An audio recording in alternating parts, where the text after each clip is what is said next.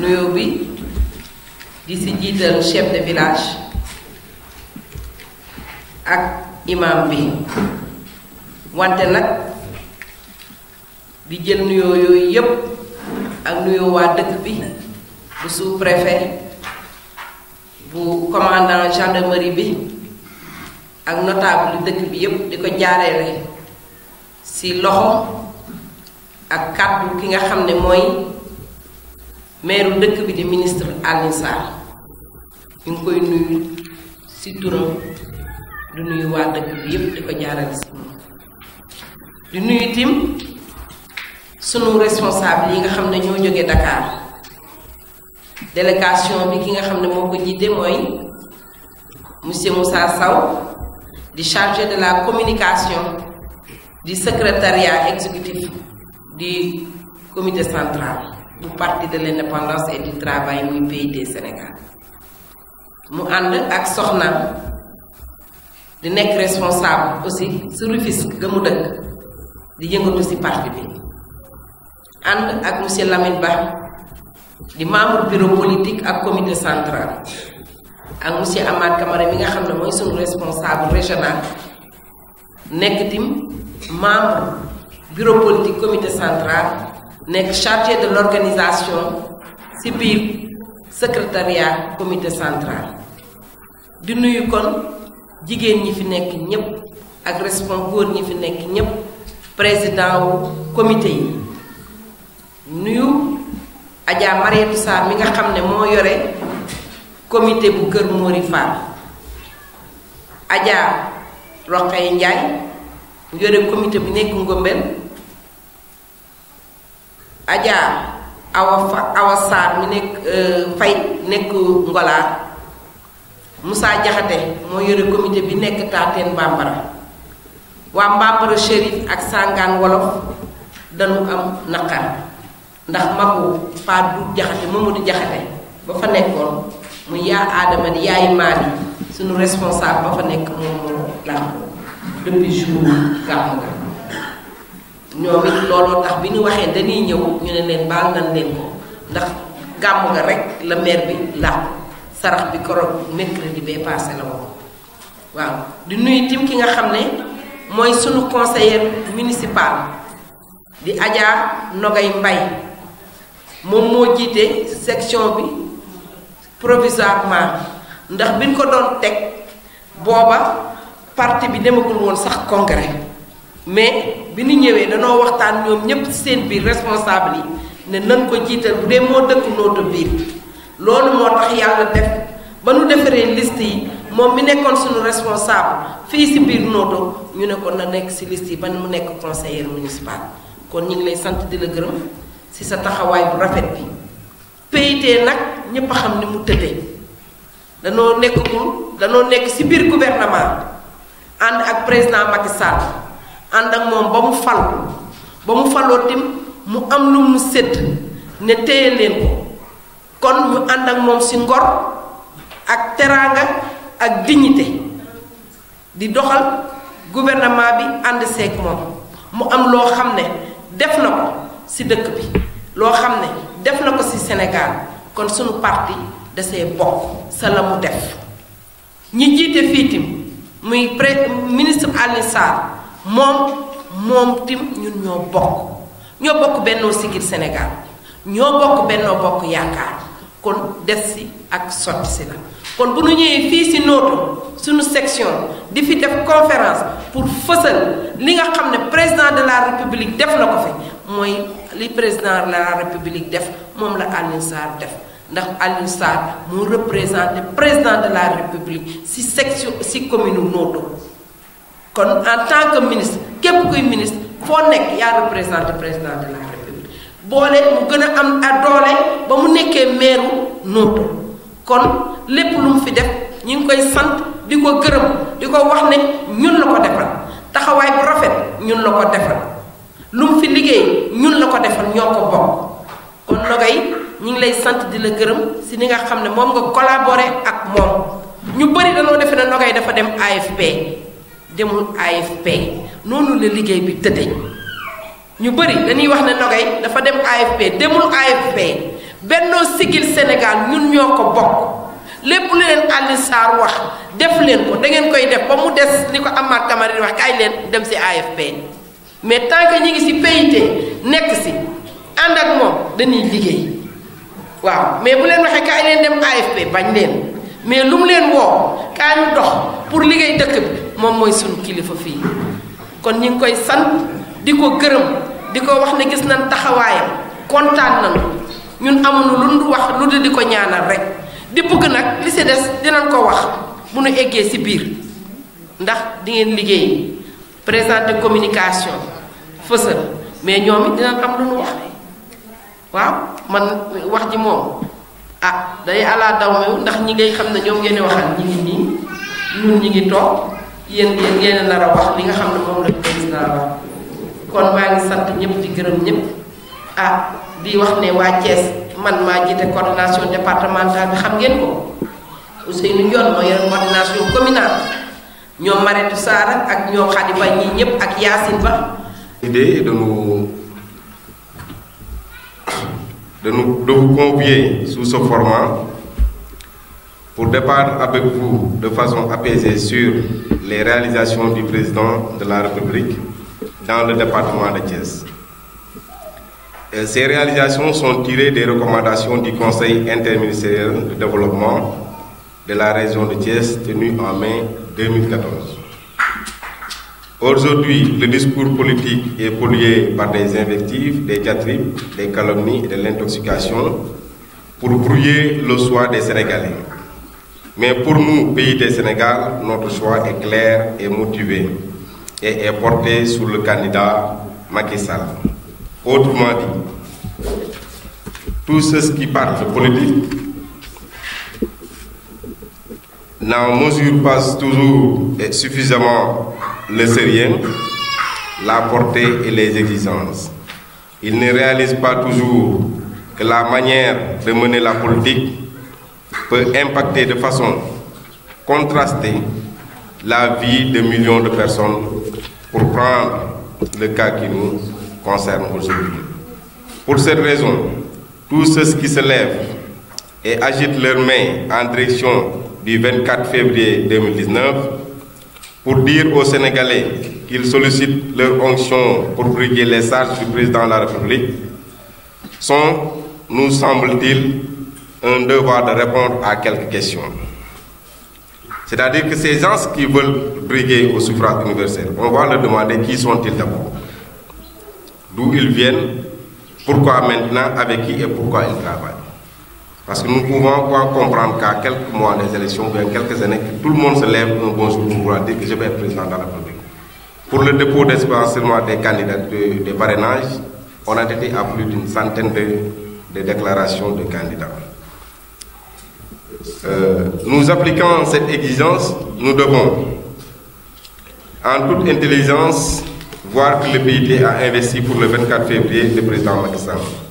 Pour nous, ce candidat est celui qui dicte, en l'état, la raison. Il nous semble le mieux placé pour réussir à défendre à l'étape actuelle l'intérêt national. Ce choix est aussi motivé par la vision prospective de développement économique du président de la République Macky Sall, arrimé au PSE, le plan Sénégal émergent, qui veut faire du Sénégal un pays émergent avec des territoires viables porteurs de progrès. En ce qui concerne le département de Thiès, nous avons plusieurs raisons d'investir le président Macky Sall et de défendre son bilan. Ainsi, lors du Conseil interministériel de développement de la région de Thiès, des recommandations fortes ont été prises et le département de Thiès en a bénéficié dans certaines réalisations qui ont impacté positivement la vie des populations. Ainsi, sur le plan des mesures sociales, arrimées aux bourses de sécurité sociale et à la couverture maladie universelle, nous avons enregistré plus de 700 personnes vivant avec des handicaps qui ont bénéficié des cartes d'égalité de sens et plus de 510 sont enrôlés dans les mutuelles de santé. Dans le secteur primaire, notamment le sous-secteur agricole.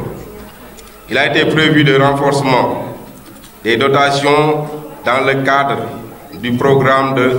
reconstruction du capital semencier, le niébé, le mil et l'arachide. La dotation d'un schéma directeur d'aménagement de la Grande 4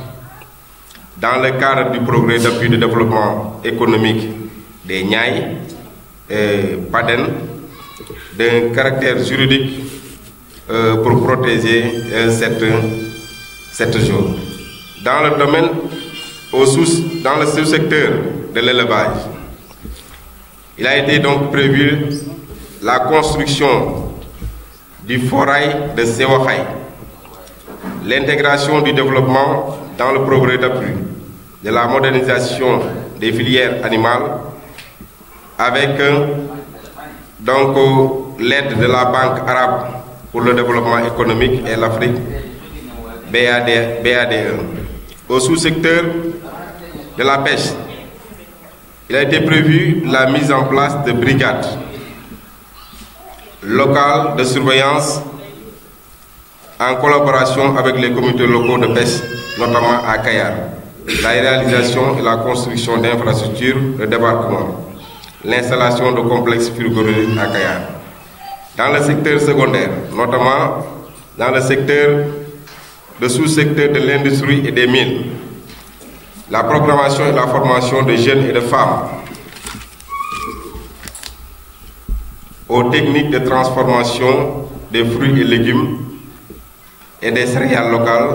comme on peut citer l'exemple des femmes de Thiénaba avec la transformation de l'anacarde.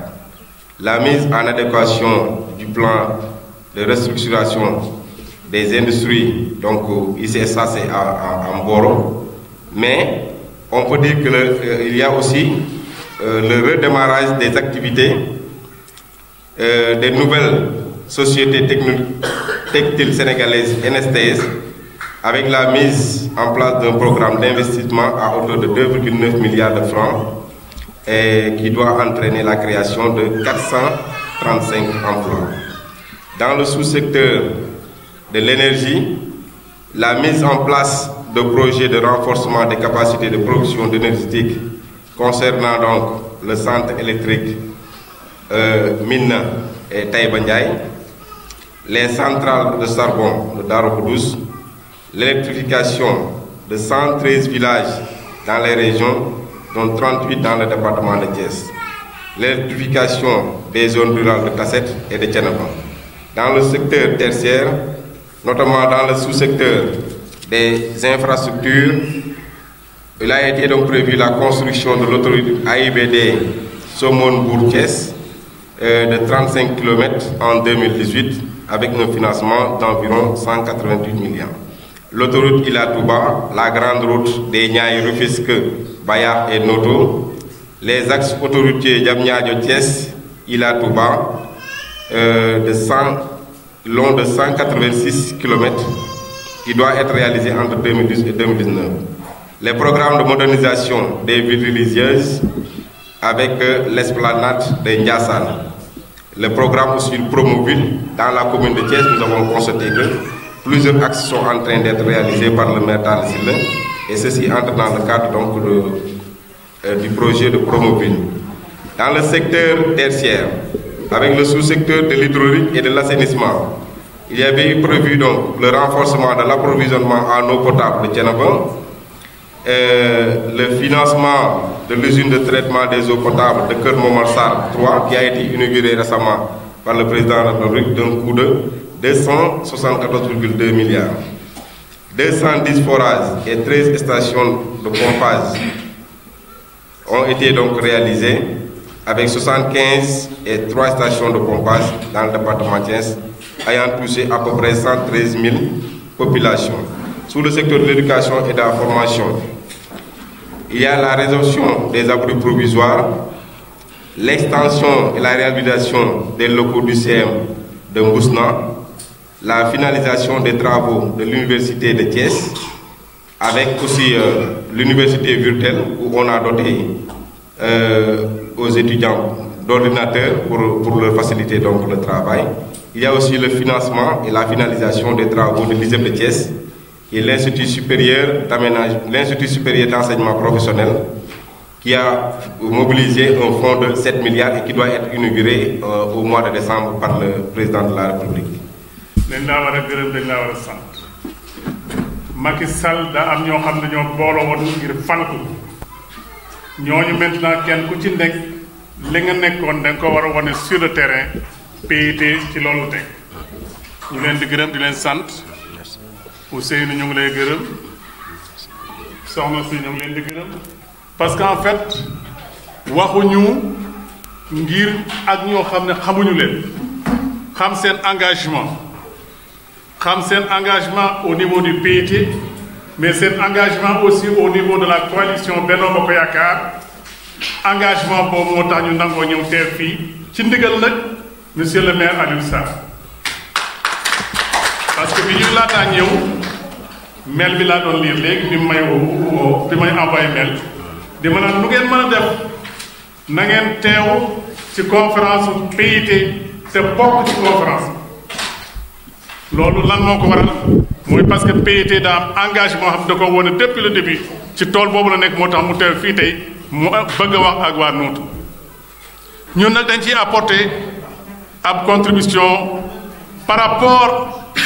à ce qui se fait sur le terrain ñun Diobass lu ñu war a jëkk a gërëme Macky Sall président Macky Sall mooy depuis 1960 bi Sénégal amee indépendance Diobass mosta am ministre mosta am kenn koo xam ne mu ngi woon ci appareil d'État chauffeur président sax Diobass mosu ko am ay président aw fi du woon nag yaa fuusu Diobass parce que gisoon nañu yoo xam ne pour ñu falu ci nguur dañuy ñëw ci Diobass am ñu leen jàppale pour ñu falu ci nguur waaye Diobass nag daa mosul xëccoo dara loolu su amee nag président Macky Sall ñëw jël suñu doom jël seen doom seen jarbaat def ko ministre de la République pour mu mën a ban koo jàppale ci biir Diobass président Macky Sall war nañ koo sant ci loolu beneen bi mooy beneen aspect boo xam ne président Macky Sall bu mu ñëw ci nekk président de la République dañoo doon naan waa àll yi ak waa taax yi ñu naan monsieur le maire di naan monsieur le président de la communauté rurale mu ñëw naan déedéet ñëpp sénégalais lañu Sénégal lañ juddoo Sénégal lañ màgge ñun ñoo mën defar Diobass ñun ñëpp ñoo yem amatul kii taax amatul kii àll ba ñëpp a yem ñëpp nañ nekk ay communalisation bi ñëw kon communauté rurale ñu dàq fële ndax amatul waa àll amatul waa kii ndax li nekk ci àll bi moom la bëgg mu nekk ci taax ci taax yi ñu yem muy la communalisation fu mu nekk maire rek la ñuy wax dootuñu wax président communauté rurale maire boobu nag daa am lu mu solo daa am solo parce que soo nekkee maire pouvoir bi ñu la jox pour nga mën a liggéeyal sa commune daa gën a yaatu soo nekkee président communauté rurale ndax man ngaa génni wuuti koom soo nekkoon président communauté rurale mënoo ko woon kon léegi may nañu doole ñun ñii dans le Diobass pour ñu mën a développer suñu gox jox nañu kenn koo xam ne moo nekk ci wetam pour man mu di ko jàppale mu jàppale population Diobass nee ñu nag li nekk Ndakaaru fexe leen mu nekk biir Diobass kooku ñu ngi ko ci sant bu baax a baax a baax. moom la yàlla dogal mu nekk ministre ci gouvernement bi tey jii camarades yi mën nañoo seede loolu bu amoon lu ko gënal teew fii lay doon waaye lañu ko sas tax na mënut a teew fii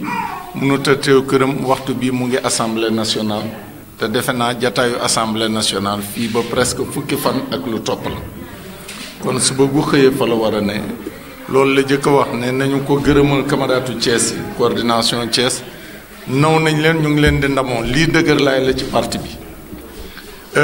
di wax ne li nga xamante ne nag mooy illu jataay bi mooy dañoo jublu ci ay mbir mbir mii ñu jublu ni mbirum tànn la tànn ku ñuy dénk réew mi la tànn ku ñuy jox réew mi la tànn nit koo xamante ne moom mooy dogal ci réew mi ak askan kon du lu ñu war di woyefal du lu ñu war di tuutal du lu ñu war di ñàkkal solo ci lii ñu wax fii ñun de jàpp nañ ne ci lii ñu dégg fii rek baax na ak nit mën na koo ndamoo lii ñu ne nag des na ndax loolu jarut a nëbb wax ne lépp mate na déedéet bu lépp mate woon ñu delloo lengey bu lépp mate woon du ñu xëccoo bu lépp mate woon du ñu doggale du ñu ñaan fu ñu doggalee li nga xamante ne moom la ñu dëgmal te mu wóor ñu ne am na ay jéego yoo xamante ne des na dafay am solo nag ñu xam ne waxaluñu suñu bopp fii ñuy wax tey ci réew mi la ñuy wax ma ngi dañuy wax ne woy wuy dëpp gaal kenn du ko woy biir géej bu ñu nattee fii réew mi jaar pegg yi nga xamante ne ci la samp jàmm bokk na si diisoo bokk na si yëgoo bokk na si fii ñu toll nii ak fu riir yi mënti jóge na nit ñee di bàyyi xel ci li nga xamante ne mooy saxal jàmm ci réew mi nañu koy jiital ci lépp lu ñuy wax yu ñagas yi xastante yi du loolu mooy tabax réew mi fii mu toll na ci ñu war a wax koom-koom bii ñu am koom-koom bii ñuy séenu nan lañu koy suuxate nan lañu koy téewe ba mu bañ a yem ci ñun waaye mu mën a law ba ci suñu sët yi nga xamante ne bu ëllëgee ñoom la ñuy jox réew mi kon tabaxum réew du pour ñi koy tabax tey waaye pour ñeen koy dénk ëllëg loolu dama ko bëggoon a dolli ci li ñuy wax lépp ñu bàyyi ci xel PIT Sénégal loolu la jiital ànd yi muy ànd foofu lay jiitoo boo gisee ñaare du ñuy faral di xëccoo dañuy wax ne fan la njariñu réew mi ne bu fekkente ne tey njariñu réew mi fii la toll ci Notto Diobass